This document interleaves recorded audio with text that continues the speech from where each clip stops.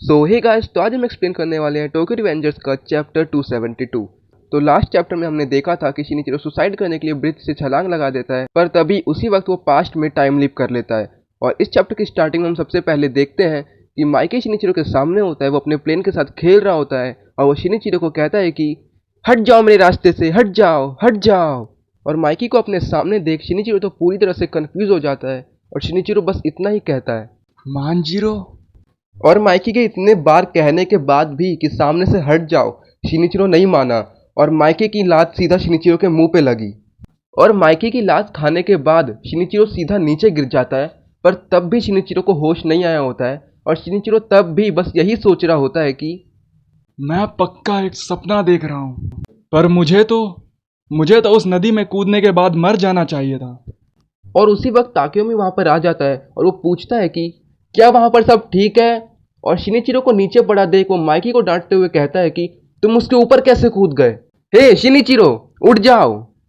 और फिर हम देखते हैं कि हमें 30 जुलाई 1997 का सीन दिखाया जाता है और ये वही दिन था जिस दिन शिनिचिरो ने ब्रिज से कूदकर सुसाइड किया था। बस ये सीन 4 साल पहले का था, जिससे हम समझ सकते हैं कि शिनिचिरो टाइम लिप करके समय में 4 साल पीछे आ चुका है। और फिर छोटा माइकी शिनिचिरो से कहता है कि लेकिन अक्सर तुम तो इससे बच जाते थे। और माइकी की आवाज़ सुनकर शिनिचिरो की आंखों में आंसू आ जाते हैं और शिनिचिरो को रोता देख ताकेयोमी माइकी को फिर से डांटने लगता है कि तुम बेवकूफ माइकी, माफी मांगो उससे। और शिनिचिरो को रोता देख माइकी भी घबरा जाता है और फिर माइकी शिनिचिरो से कहता है कि शिनिचिरो रो मत। और इसके बाद शिनिचिरो माइकी को खुशी के मारे गले लगा लेता है। क्या हुआ क्या हुआ, क्या मैंने तुम्हें इतनी जोर से मारा।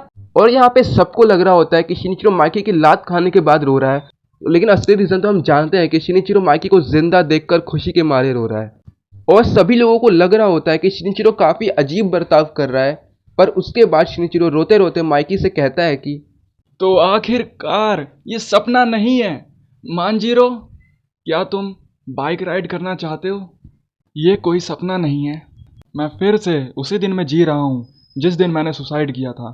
बस इस बार इतना फर्क है कि मैं समय में 4 साल पीछे आ चुका हूँ। और उसके बाद हम देखते हैं कि शिनिचिरो माइकी के साथ बाइक राइड कर रहा होता है, लेकिन बाइक माइकी चला रहा होता है और शिनिचिरो माइकी से कहता है तुम बहुत अच्छा कर रहे हो, आखिरकार तुम मेरे छोटे भाई हो। और इसके बाद शिनिचिरो अपने मन में कहता है कि इस बार मैं सब कुछ सही कर दूंगा। और इसके बाद हम माइकी को देखते हैं जो कि बाइक राइड करके काफ़ी ज़्यादा इंजॉय कर रहा होता है। और उसके बाद शिनिचिरो अपने मन में कहता है कि अब जबकि ये एक सपना नहीं है, इस बार मैं मांजिरो को बचा के रहूंगा। और उसके बाद हम देखते हैं कि शिनिचिरो फ़ोन में टाइम चेक करता है और टाइम हो रहा होता है 3:30। और ये वही समय होता है जब शिनिचिरो को फ़ोन आता है कि माइकी सीढ़ियों से नीचे गिर चुका है। और इसके बाद शिनिचिरो कहता है कि 3:30। हाँ, मैं यह समय कभी नहीं भूल सकता। मांजिरो, क्या तुम्हें अच्छा लग रहा है? हाँ, मुझे बहुत मज़ा आ रहा है शिनिचिरो, मुझे बाइक्स बहुत पसंद है। हाँ हाँ, अब मांजिरो बिल्कुल ठीक लग रहा है। क्या मैंने सब कुछ ठीक कर दिया? और शिनिचिरो ऐसा इसलिए कहता है क्योंकि ओरिजिनल टाइमलाइन में 3:30 तक माइकी का एक्सीडेंट हो चुका था, पर इस टाइमलाइन में यह समय बीतने के बाद भी माइकी बिल्कुल सही सलामत है। और उसके बाद हम देखते हैं कि शिनिचिरो अचानक से भागते भागते घर आ जाता है और ऐसा बर्ताव देख के माइकी फिर से कहता है कि आज ये इतना अजीब बर्ताव क्यों कर रहा है।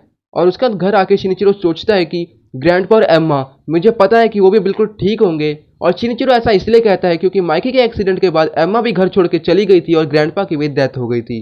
और हम देखते हैं कि ग्रैंडपा और एम्मा तो किचन में खाना बना रहे होते हैं। और उसके बाद शिनिचिरो कहता है दादाजी, एम्मा, मैं आप दोनों की खाना बनाने में मदद करना चाहता हूँ। पर उसके बाद वो दोनों कहने लगते हैं कि क्या, पर तुमने तो कभी खाना बनाया ही नहीं है। ठीक है, फिर मैं घर की सफाई कर देता हूँ। ग्रैंडपा सब ठीक है, एम्मा सब ठीक है, घर में सब कुछ ठीक है। और जब शिनिचिरो खुशी के मारे पूरे घर को चमकाने में लगा होता है, तभी एक आवाज सुनाई देती है, माइकी रुक जाओ। और जहां से आवाज आ रही होती है शिनिचिरो वहां पर भागते हुए जाता है और वहां पर हम देखते हैं कि माइकी हारुचियो को बहुत ही बुरी तरह से मार रहा होता है। और इस वक्त माइकी अपनी डार्क इंपल्स में होता है। और ये सीन आपको याद होगा जिसमें कि माइकी का प्लेन टूट जाता है और माइकी को लगता है कि उसका प्लेन हारुचियो ने तोड़ा है और इसीलिए माइकी हारुचियो को मार रहा होता है। और ये डरावना मंजर शिनिचिरो अपनी आंखों से देख रहा होता है।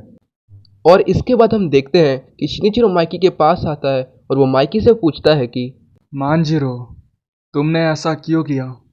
जिसके रिस्पॉन्स में माइकी कहता है कि मुझे नहीं पता मेरे साथ क्या गलत है, मैं अचानक से हारुचो के मुंह के पास चला गया, मुझे माफ़ कर दो शिनिचिरो, मैं खुद नहीं जानता मैंने वैसा क्यों किया। और इसके बाद शिनिचिरो कहता है कि मांजिरो, वो मैं नहीं हूँ जिससे तुम्हें माफ़ी मांगनी चाहिए। और उसके बाद हम देखते हैं कि शिनिचिरो माइकी को लेकर हॉस्पिटल में आ जाता है और माइकी हारुचियो से माफ़ी मांगते हुए कहता है कि मुझे माफ़ कर दो हारुचियो, मैंने तुम्हारे साथ बिल्कुल भी ठीक नहीं किया। और जो चोटें जो कि हारुचियो को माइकी की वजह से आई हैं, उन चोटों के निशान हारुचियो के चेहरे पे ज़िंदगी भर के लिए रहेंगे। और माइकी के जाने के बाद शिनिचिरो हारुचियो से कहता है कि हारुचियो, मैं तुम्हें ये नहीं कह रहा कि तुम्हें माइकी को माफ़ कर देना चाहिए, पर अगर तुम उसके दोस्त बने रहना चाहते हो तो तुम रह सकते हो। जिसके जवाब में हारुचियो कहता है कि बिल्कुल, वो मेरा दोस्त रहेगा ज़िंदगी भर के लिए।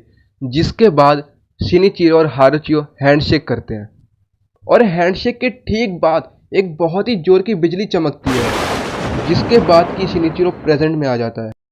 और शिनिचिरो भी काफ़ी ज़्यादा शॉक हो जाता है कि वो अचानक से ये कहाँ पर आ गया। और जब शिनिचिरो अपना फ़ोन चेक करता है तो उसे पता चलता है कि साल 2003 चल रहा होता है। और जैसे ही शिनिचिरो को एहसास होता है कि वो प्रेजेंट में आ चुका है, वो माइकी को ढूंढने लगता है और कहता है कि प्रेजेंट? मैं प्रेजेंट में वापस आ चुका हूँ। मांजिरो, मांजिरो कहाँ है? अगर मैं प्रेजेंट में वापस आ चुका हूँ तो मांजिरो के साथ क्या हुआ?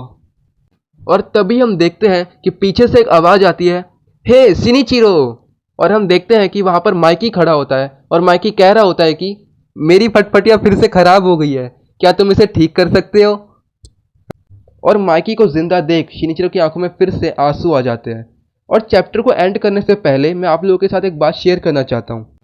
हमने इस चैप्टर में देखा कि हारुचियो ने जैसे ही शिनिचिरो के साथ हैंडशेक किया, ठीक उसी वक्त शिनिचिरो वापस प्रेजेंट में आ गया, जिससे कि हम समझ सकते हैं कि हारुचियो ही वो ट्रिगर है जिसकी मदद से शिनिचिरो टाइम लीप कर सकता है। और पुराने चैप्टर्स में हमने देखा था कि जब टोक्यो मांजी सेकंड डिवीजन और कांतो मांजी गैंग के बीच में फाइट हो रही थी, तब हारुचियो ताकेमिची को पीछे से कटाना से मारने की कोशिश करता है, पर ताकेमिची टाइम लिप का इस्तेमाल कर कर उससे बच जाता है। जिसके बाद हारुचियो हैरान होते हुए कहता है कि क्या तुम भी एक टाइम लीपर हो? जिससे कि हम अंदाज़ा लगा सकते हैं कि हारुचियो टाइम लीप के बारे में जानता था। तो इसी के साथ हम आज का चैप्टर एंड करते हैं। अगर आपको वीडियो अच्छी लगी तो लाइक कर देना और चैनल पे नए हो तो सब्सक्राइब कर देना। वीडियो कैसी लगी कमेंट में बताना। मैं मिलता हूँ आपसे नेक्स्ट चैप्टर में, तब तक के लिए बाय बाय।